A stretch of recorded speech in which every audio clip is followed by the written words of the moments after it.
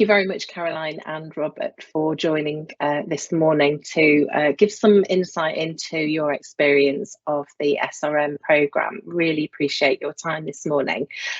Just for the purposes of those that are with us, could we just have some introductions? Caroline, if you want to go first. Yeah, fine, okay. Right, okay.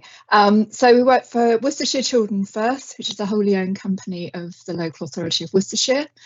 But I think that's the only kind of idiosyncrasy about us, really.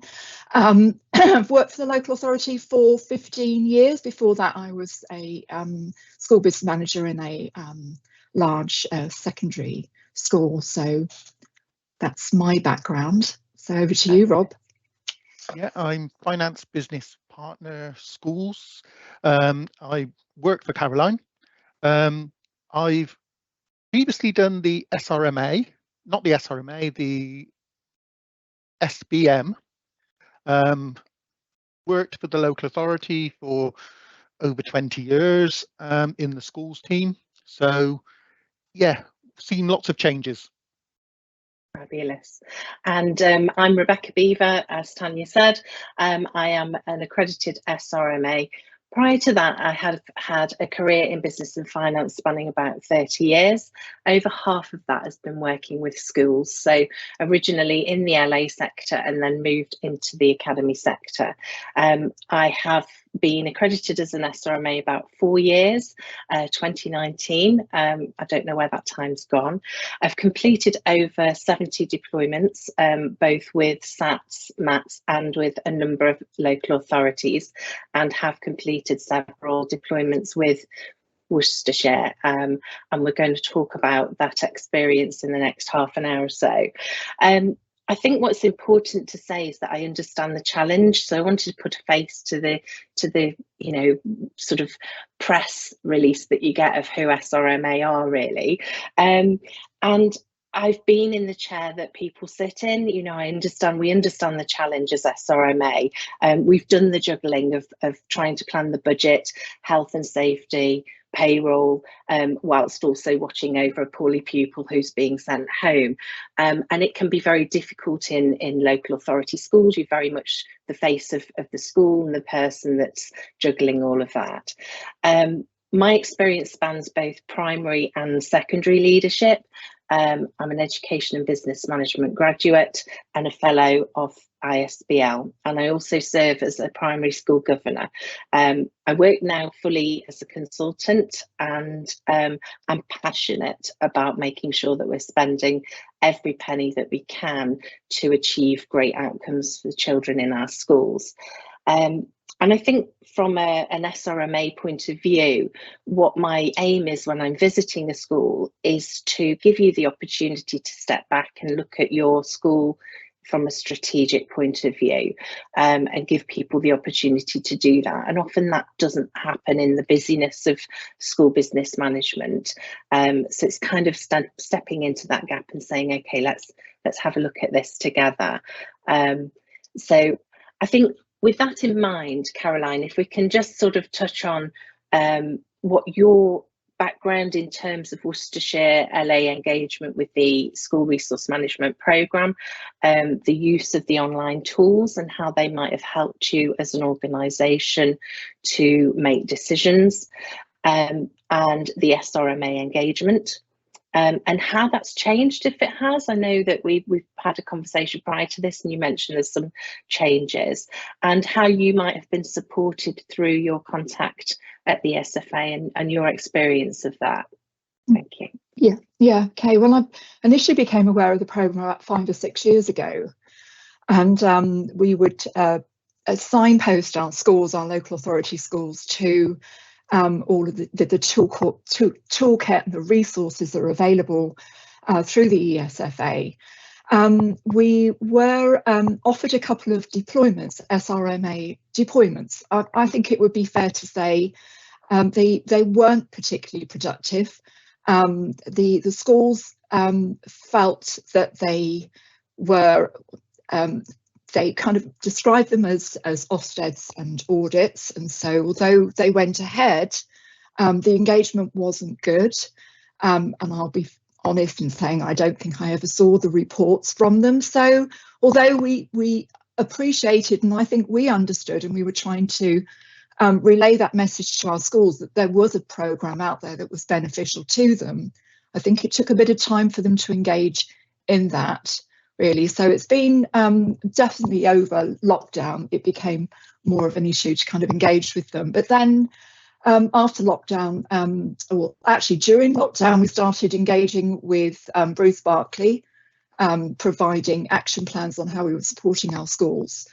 And then started engaging with a lady by the name of Marcia Richards at the ESFA, who started to kind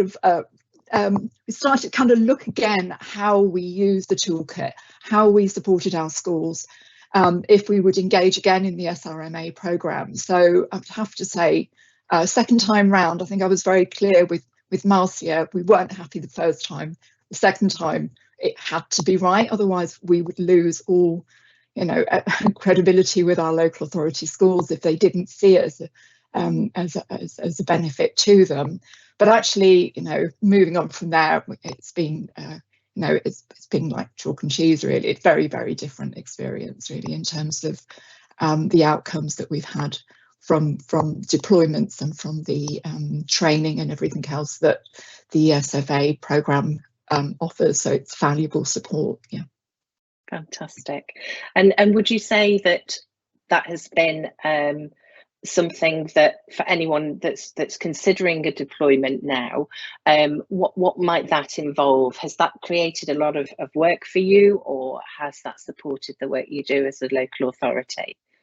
I think I wouldn't say it's additional work. It's allowed us to focus more strategically on how we support our schools and how we join up with our other areas of school support, HR, school improvement, internal audit, all of those areas, place planning, sufficiency, premises, all of those areas, insurance, everything's kind of joining up rather than being isolated in terms of its financial management, nothing else. Linking all those areas together, all those areas of school business management, is definitely kind of galvanised as a result of this. Fabulous. And you mentioned earlier that you felt originally it was a little bit inspectory-ish, that kind of feel behind it, that perhaps the programme, was attracting headlines of cost cutters and things like this. And that absolutely is not the approach that we want to take. But do you feel that that's the case now? Do you think that's changed? No, I think we kind of approach the reviews, definitely SRMA reviews. Your sound's going a bit funny again, Caroline. Sorry. We approach the SRMA reviews with information to schools. Sometimes the schools reach out to us to. I think we're having some technical difficulties, Caroline. Sorry. Has your microphone? My microphone's on. Okay. I'm just wondering if there's some interference. Oh, you're on mute now. Right. Bob, do you want to take over from me while I sort out my camera? Yeah. Sorry. Thank you. That's okay. So it's helped us as a organisation work more closely together with schools in financial difficulty, even to the point where our director of education actually is a big sounding board when she talks to schools, pushing that we would like every school to have an SRMA. Okay. We know that's not practical because that's a turnaround. Poor Rebecca hasn't got a chance of keeping up. But we do feel that it's valuable and it would support all schools if we could get more and more of it. Fabulous. It's supportive. Brilliant. And in terms of the reviews, I know we've worked closely together, Rob, with regard to your budget forecasting and the tools that you've used with me to look at integrated curriculum financial planning. And that's looking at where you're spending your money against the outcomes of the school, and with an aim to have a link and a joined up approach with regard to that, looking at the time spent in teaching. We know that good teachers in front of the classroom is what really makes the difference to pupil outcomes. But have those reviews changed your approach to assumptions, for example, in budget forecasting or pupil admission forecasts? I would say definitely, because we are working so closely with you, and we're sort of actually changing our forward planning for schools. We were looking at going full ICFP on our forward planning. I think we've worked out that that was just a step too far for the schools at the moment. So we've stepped back a little bit, and we're giving them starting to roll out all the ratios and things like that. Brilliant. So they can have that view. But it has definitely helped us as a team to support those schools more and other schools. Brilliant. And in terms, you mentioned then, shall we test your microphone, Caroline? Yeah. And try and Can bring you hear me in now? Oh, that's much better. Yeah, definitely. Sorry, good old-fashioned earphones. It's great. They work. Sorry about that. Time, Apologies. No, that's fine. We were just touching on ICFP and integrated curriculum financial planning, and how you've sort of embedded those metrics into your forecast document so that you can start to see which way a school is going in terms of their pupil teacher ratio, the teacher contact time and things like that, and the balance of spend on the budget in different areas. Just in terms of looking at that then as an aside, we were exploring potential efficiencies in teaching delivery sometimes in the schools that we're working with. And I know your school improvement team have been working really closely with you as a finance team on deployment. So I know finance will want to sort of have that money absolutely on the nail. But what's the approach? What's been the response from your school improvement team? What's their view of the SRMA programme? I know Rob just mentioned your Director of Education is involved. Yeah, they are there when we have the meetings with the school, so they are there right from the beginning. So if there is any concerns, any jitters from schools in terms of we can't make these efficiencies, we have additional needs, every school is unique. So in terms of providing that support, they're there right from the beginning. Ultimately, sometimes it's a bit of a battle to kind of, balance that. We are looking for efficiencies, but equally, each school has their own, particular kind of way of doing things. We have to understand, we have to appreciate that as well. But I think we work well together. We meet on a monthly basis to go through to ensure that we're kind of all still joined up.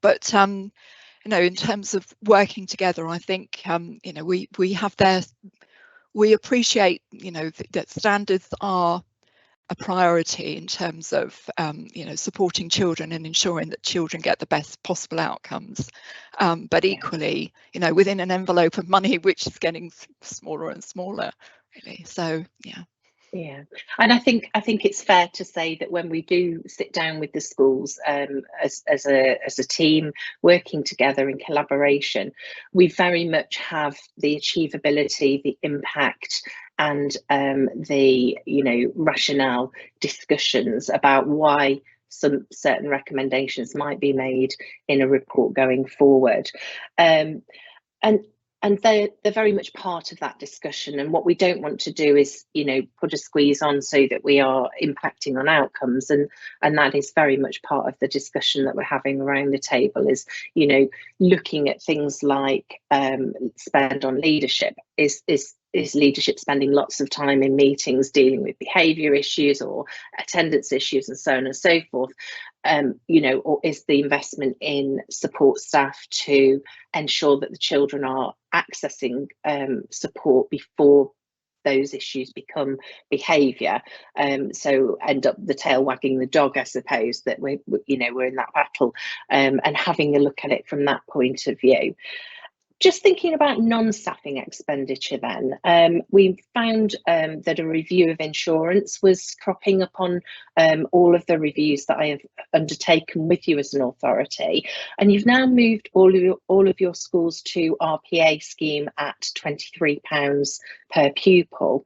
Can you talk us through the process of doing that and what support you've received from the schools team? I know you've had some engagement with Helen Lum.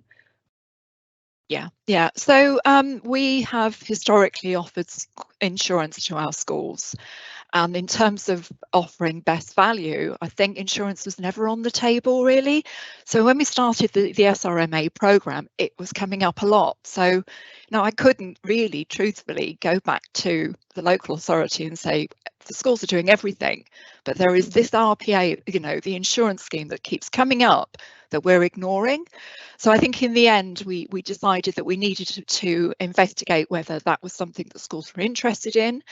And so we invited representatives from a couple of insurance companies and Helen from the RPA scheme to do presentations at our termly conferences. And as a result of that, the majority, I would have to say probably 95% of our schools chose to move over to the RPA scheme. And then on the back of that, the local authority decided that they wouldn't offer the insurance anymore. So it's been, a win-win for all of us, really. It's been a saving to the local authority, it's a saving to schools. But I think in the spirit of ensuring that we go through the kind of procurement process correctly, we did reach out to other insurance companies to see whether they could offer it. But the RPA programme has seemed the most efficient, the easiest programme for schools to engage with. So yeah, that's how basically it happened. Yeah. Brilliant. And that's seen a saving across your schools and your authority. Absolutely. That's really great. Yes, That's great. Absolutely. So thinking about the reviews that I've completed then with Worcestershire, let's really drill down on this and get into the nitty gritty. We get feedback from schools, from every school that engages in the SRMA review. What does that feedback look like in schools that have engaged with the SRMA programme?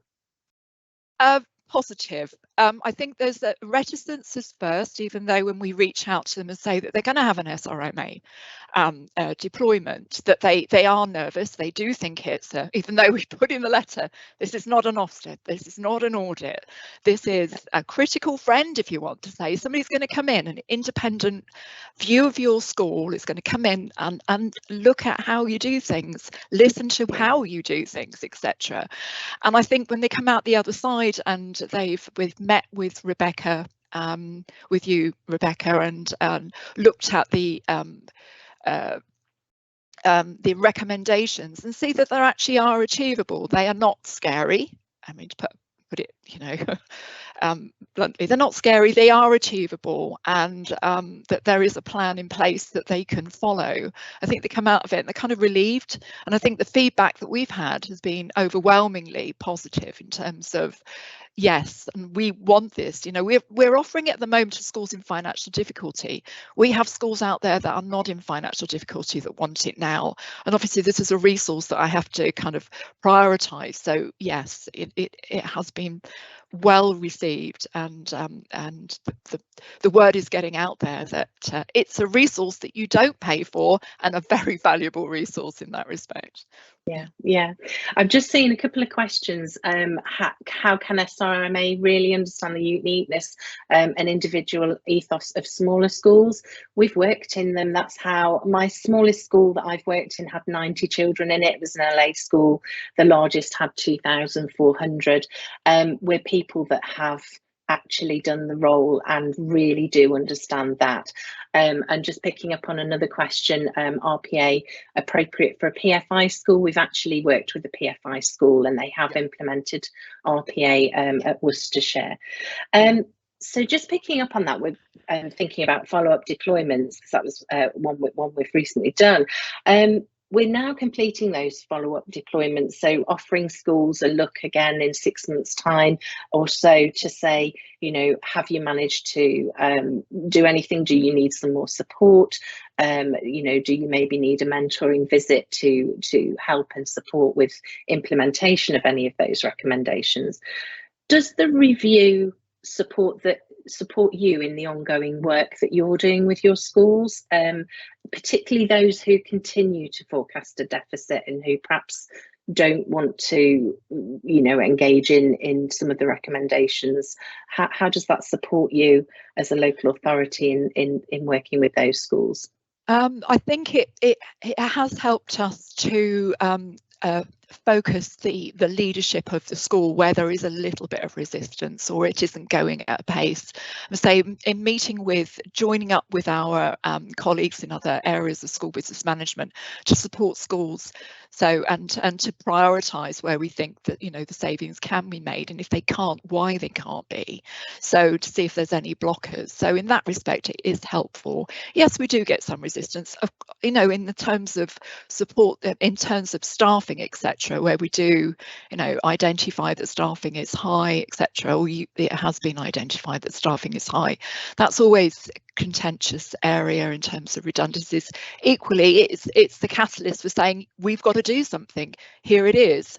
Now we do it. So, you know, it does work. So it's not easy sometimes, but it does work. Yes, able to support our direction. I think to add to that, we don't force any schools to take on any of the recommendations, but we work with them as a sort of collaborative to find out why they don't want to, and also bring along school improvement. If they're going, it's going to involve the standards of the schools for the pupils. So we always sort of see pupils at the sort of main point of this. Absolutely, and they totally sit centre to any review that I undertake, and I'm the regional team leader for the West Midlands, and I know I can speak for the colleagues that I work with on the team that we all are passionate about making sure that the money is spent for the best outcomes of the pupils. If there's a recommendation that sits, you know, that we've sort of said, okay, well, tell us why, what's the reasoning behind the higher spend in this area, we're having that conversation. You know, we're not wanting to look at areas that are going to have a negative impact on that. That's not what we're about at all. So just thinking about the additional funding then that local authorities are receiving now, you know, does the engagement in the school resource management programme help inform your decisions about which schools might need support? For example, will you be using the benchmarking tools, VMFI, get information about schools, and the SRMA visits to inform that? Yes, definitely. I think we will be, and I think we will probably follow the same programme of you know, funding allocations as been considered for the academy programme as well. So in terms of looking at benchmarking, looking at SRMA deployments and how they can feed into any savings and how we can support schools.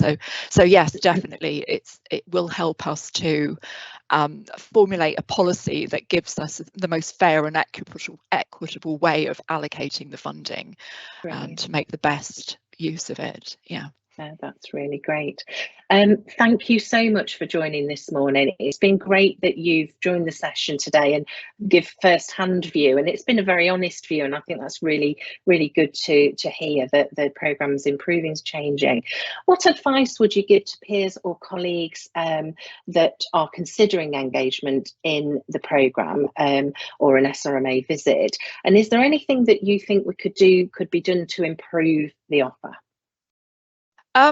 I would say reach out, check it out. If you've engaged with it before and thought, no, this is not for our schools, then look at it again. Look at it with a fresh, if you can, fresh eyes. Yeah. In terms of how things could be improved, I wouldn't say improved, but I think in terms of working together, I think the one thing that I would take on, and this is something that we do in terms of making the programme more focused in terms of ensuring that schools are aware that it's out there, so making sure that you engage with schools to ensure that they understand what's available to them, the training, etc., the benchmarking, the recruitment, RPA, everything that's available to them. And also, if you do have an SRMA, give schools plenty of notice that it's coming. Yeah.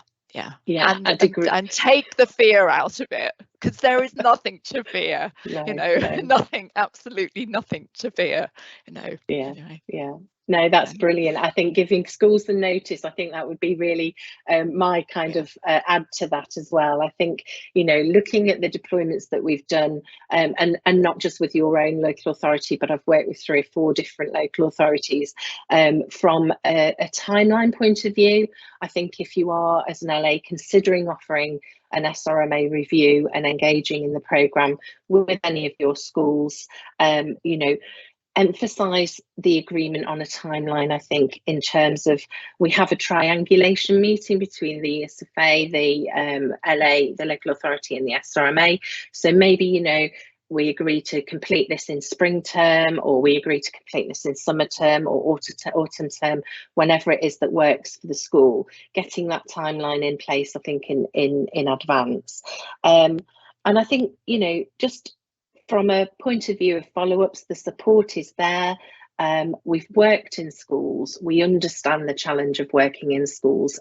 Everybody that is an SRMA undertakes a really robust accreditation, and we have to have empathy to do this role. You have to have worked in a school, you have to have that experience, and many of us have worked across the local authority sector prior to academisation, and we've done that journey, from one to the other as well. It's we understand that challenge. I think in terms of the reviews, the tools that are available, they get information about schools. One of the things we've talked to schools about, it's so difficult to compare our school to another. We hear that message, we hear that a lot. What I'd say is, for schools that are looking at that, look at it for your own school. So if your income is 13th of 15, explore why and see if you're actually getting the income you should be getting. And by the same token, if your income is ranked 13 of 15 on Get Information About Schools, but your expenditure in a certain area ranks 2 or 3 out of 15, then they're the areas to start to perhaps have a focus and a look on. But thank you so much, Caroline and Rob, for joining